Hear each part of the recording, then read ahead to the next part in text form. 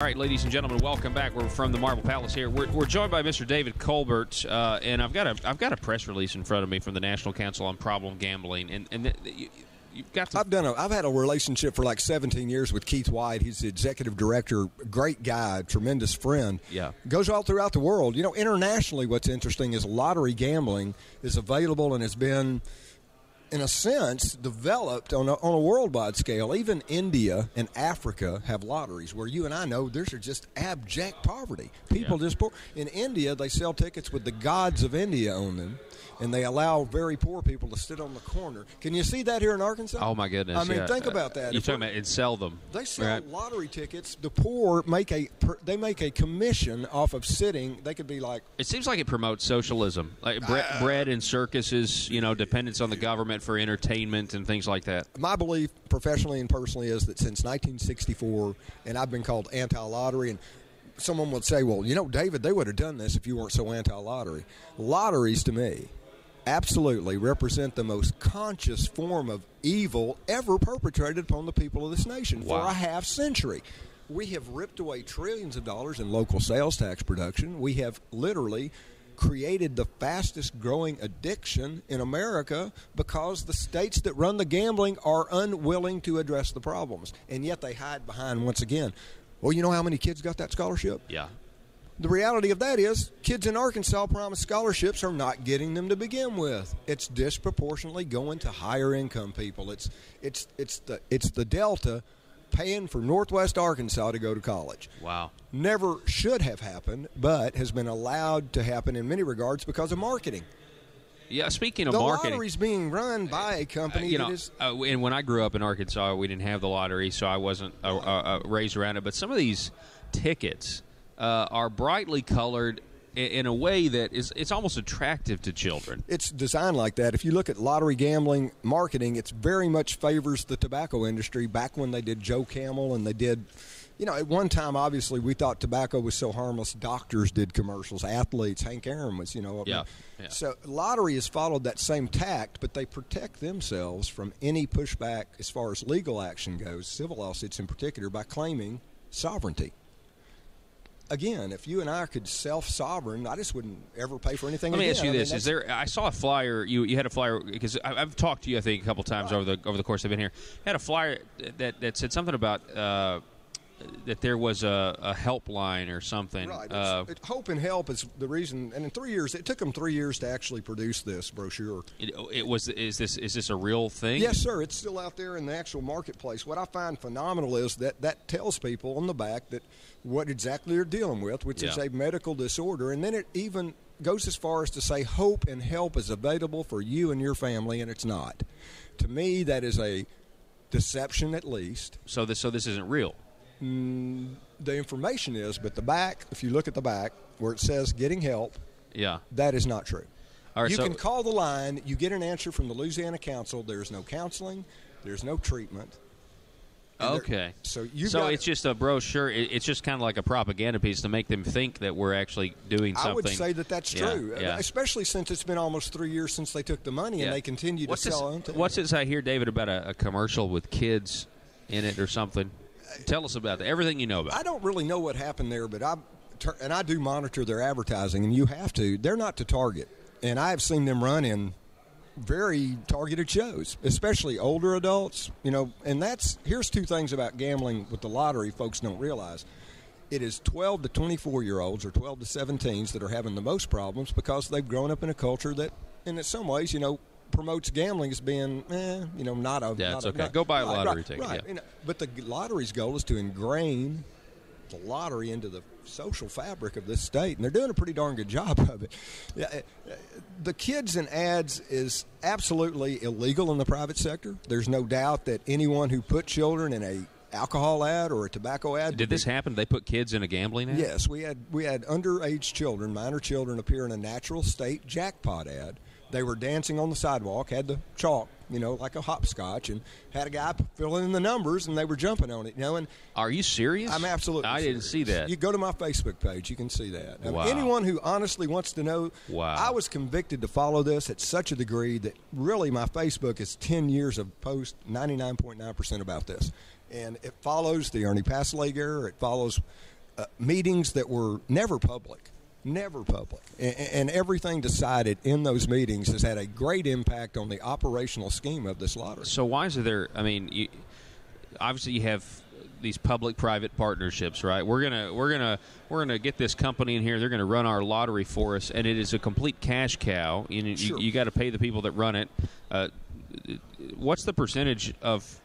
All right, let's dismiss, even though I think they're real claims, or I mean they're real issues, that you have lower-income people that are actually going ahead and paying for middle-class to rich people's scholarships to go to college. Commonplace, pretty much, right? Yeah, but what percentage of the money raised actually makes it to a scholarship fund?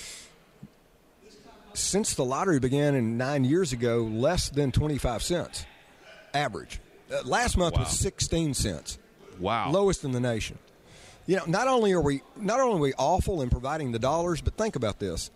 We're number one in hunger in America, and we spend $0 to address an addiction that we all know takes money from people who, and I need to eat. Excuse me for saying this, too. You want to be hated, work on this issue. I had to, and I still do. I had to work in the retail environment just to, make ends meet. And I took a job with Kroger. I was able to interact with lottery players more so than I ever have. I would see people who made minimum wage, who genuinely had no education at all, and would spend half their paychecks every Thursday buying scratch-off lottery tickets. And I could talk to them after and they would stop. But that's called a process addiction. Yeah. It's not especially like an alcoholic or drug addict. Every day you wake up, the state's going to tell you, gamble, gamble. Now, the state's, think about this, the state of Arkansas will now talk to every man, woman, and child born from life until death every day about gambling. Hello? Yeah. I mean, that is going to be the overwhelming connection between the state government and the people. Overturn, if possible, it would have to be a constitutional amendment, and or possibly reform it to the point that we make it a private-run entity that would pay a much larger percentage towards scholarship. I mean, I just see this whole thing. If you've got, if this is mostly lower-income people who are participating in this, then of course we have all of the welfare programs to go to lower income people. It's actually making welfare it's more expensive. I have seen people sell EBT cards and buy lottery tickets. It is commonplace, as a matter of fact. Yeah, you're right. It's also created a secondary criminal element. There was illegal gambling going on before we started this. But well, can we stop there for a second? The mob used to run, the whole thing used to be illegal. Running numbers was something the mob did. Correct. And now the state says, no, we need to cut of that. Let's make it something the state sponsors. Not only the state, but if you look at it once again nationally, Arkansas went with this plan, which is really aggressive. We've got pick 3, pick 4, pick 5, pick 6. We have draw games going on 7 days of the week, every day, and you can bet for 50 cents. 50 cents. Wow. So, again, I've seen people that, but then again, I've seen nurses. I've seen people that are highly educated who know they have a problem and can't get help. Addiction's addiction, okay? If we are going to deny the state's providing this product and they're going to act like, in some regard, they're Teflon,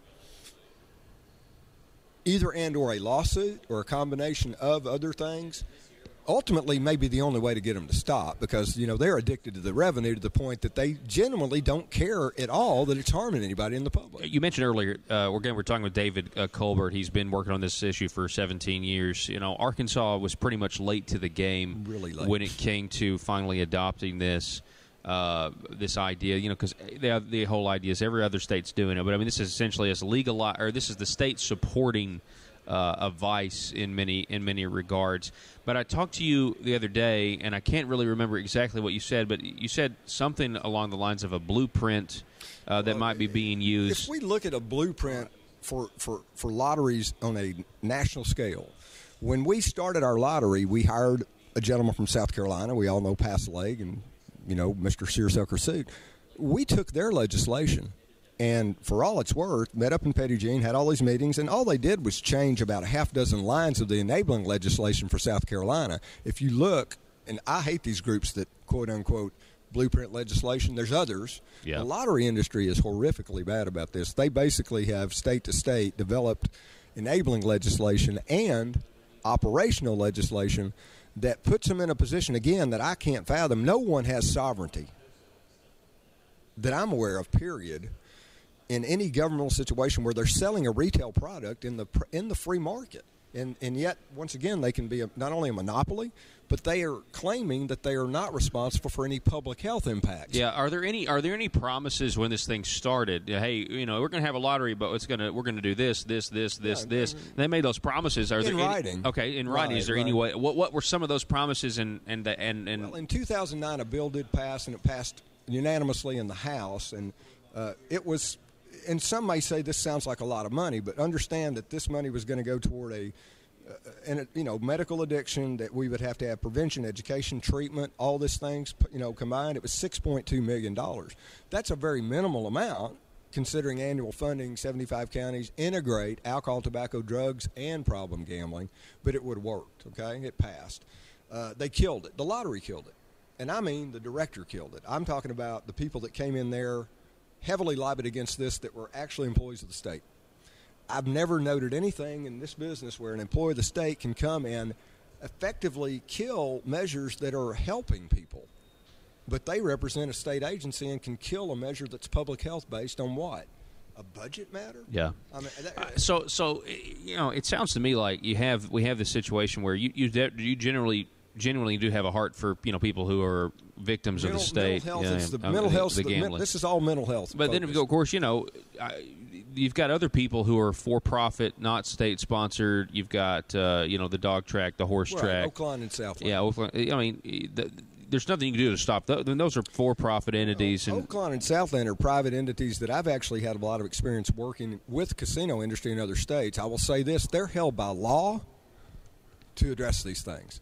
They have to provide services and or have to put aside monies for signage. They have to have programs. It's voluntary because they are a private business. I have never gotten crossways with our two casinos about any underage. They're 21. They're physical facilities. Then we overnight have 2,000 mini casinos, is what I call them, at all these retail locations. Overnight. And I have no doubt, because I've seen it and I can do it, that underage gambling is a huge, huge problem in this state. Simply put, they're not checking ID. So you've got a machine like a cigarette machine where you run an ID and that's all you got. Go at a Kroger store and you can watch. I mean, people have bought this as being, again, a government product. So it's a government product. It must be different, or it must not be as harmful as what? Crack?